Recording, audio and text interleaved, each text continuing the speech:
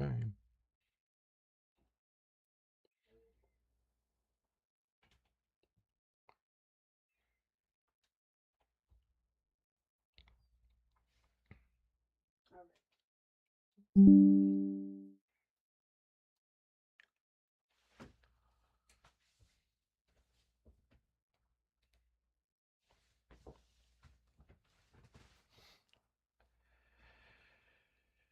All right. It is Monday afternoon. Hi, everybody. It's Tim Miller. And is it hot enough? Already pushing 100 degrees in Columbia. The heat index well over 100 across the state. We have our heat advisory in effect for, again, the entire state except for along the coast where we have an extreme heat advisory in effect from Myrtle Beach all the way down to Hilton Head. This is the latest weather view of the U.S. as of 2 o'clock this afternoon. Great weather story here. There's high pressure to our south.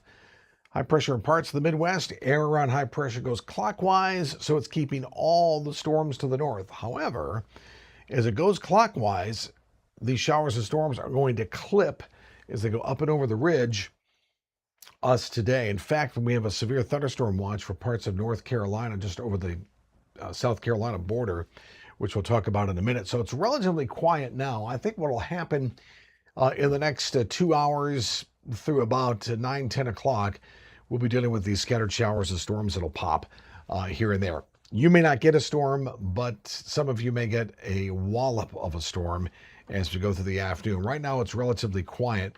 These little dotted lines here that you can see this one here, part of from Tennessee all the way into parts of Texas, and this one basically along from the Virginia coast all the way down to Savannah. Those are called troughs, and they're like a cold front, but not a cold front. It's a little weakness in the atmosphere. So whenever you have a weakness in the atmosphere will take advantage of itself and produce thunderstorms. So that means when you have a trough, you always try to look for showers and storms, hence started to blow up here. And I think this little trough will help reinvigorate some of those showers and storms a little bit later on this afternoon as that activity heads our way. So with that being said, the Storm Prediction Center has issued a severe thunderstorm watch, not in effect for South Carolina, but I know we have listeners that just along the border here in North Carolina, north of Greenville, not including Charlotte. Charlotte's not in this. So this would be the Asheville area, areas towards North Hendersonville. Y'all under a severe thunderstorm watch until 10 p.m. tonight. The biggest threat would be hail with this. Perhaps quarter-size hail, wind speeds up to 65 miles per hour, frequent lightning, and some quick heavy downpours with this. I think the lightning to me would be the lightning and the wind would be the biggest concern here with this. Again, the severe thunderstorm watch till 10. Will they move that south? I don't think so. I think they would have done that already. What'll happen is these things just may rain them. We'll probably get some storms in Greenville, Spartanburg. Some of them could be strong, right? But I don't think they'll push that severe thunderstorm watch further towards the south. I may be wrong, but by 10 o'clock, the energy will be gone with these storms and we'll pretty much be done with. So just again, FYI, if you're going up towards the mountains or live up that way and listen to South Carolina Public Radio, don't forget the severe thunderstorm watch is in effect for you again till 10 o'clock. Okay. Now, also, may I say, if there's a severe thunderstorm warning for you, we won't have that on any of our pages. It'll only be unless it crosses over into South Carolina. So the heat continues pretty much. Let's recap it here now. This is for the upstate. Temperatures already into the 90s. Heat index already 100 degrees plus.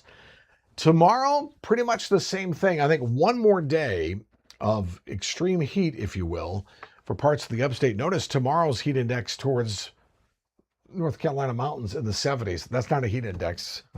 That's called enjoyable weather. So I would say about 100 degrees, 103 here and there for tomorrow in parts of the upstate. And then I think big improvements coming up by Wednesday. Let's go to the Midlands. Right now, we have a heat index pushing about 105, 106. I'm going for 101 for our high today, already 99 degrees at the airport. 109 heat index in Columbia, Newberry 107, Barnwell 109, Waynesboro, Georgia 108. So this goes all the way across the CSRA in even 108 in Lancaster. So even the Piedmont's not going to escape this. And then, of course, the real story down in Charleston. I say the real story because that's where the heat index will be pushing today 115 to 118 degrees. This is just unbearable.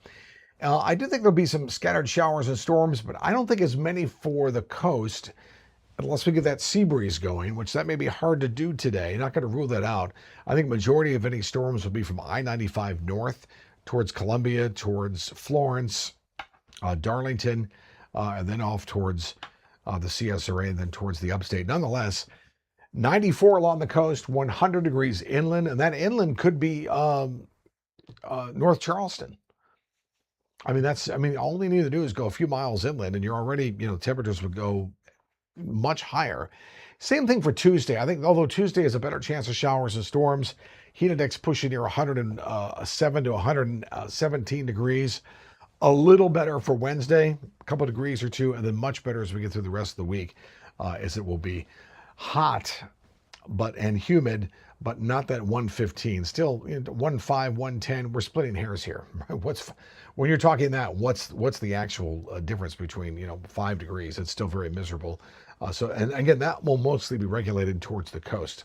That is my thinking on that. Let me show you one more thing here. So practicing heat safety. I know that we talk a lot about this.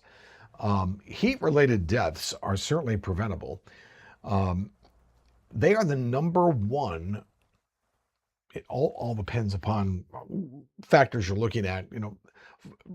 Floods have a tendency to be the number one killer weather-wise, but really it's heat, and it goes unchecked. Meaning that oftentimes, I think that it's used to describe when someone passes away. It was caused, their death led to something else, but the real root cause could have been heat. So heat-related deaths are the number one cause of weather deaths in the nation. I talked about that this morning. Back in 1995, there was a huge heat wave in Chicago where 500 people died because of the heat. I mean, that is Chicago. They weren't used to that type of heat for that long period of time. But it doesn't matter where you're at. That heat in Chicago wasn't as bad as it is for us per se. But when you get into the city of Chicago itself, you're talking what we call an urban heat island. So that it absorbs these, all the buildings, the concrete, the roads, the streets, absorbs all that heat and keeps it in.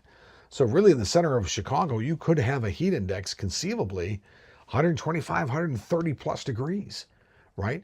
That's deadly. No doubt about it. For us, I mean, it's just oppressive heat, and it too also can be deadly. So on job sites, try to stay hydrated. Let me take out the word try. Just stay hydrated. Take breaks from the shade. We talked about this as often as possible. If you're indoors, check up on the elderly and the sick, especially those without AC. There are a lot of folks that still don't have AC, and they think a fan will help. I will tell you, believe it or not, when it gets to be this type of heat, a fan can make it worse. I mean, you wouldn't think it would, but it really would, and often does. So again, check up on the elderly. I know we have a lot of cooling centers in places like Charleston that are open during the day for this type of thing. Or, I mean, go sit in a shopping center. I mean, take a book with you. For some of our seasoned citizens, if you don't want to have the heat, spend the afternoon. No one's going to tell you, but let me tell you something right now. Okay, I'm going to go ahead and say this. If you're a senior citizen, you take a book and go sit in the mall and read for the rest of the afternoon, and somebody kicks you out, you let me know, and I'll take it up with those people. I got news for you. That won't fly with me. I'm telling you. So that's not going to happen.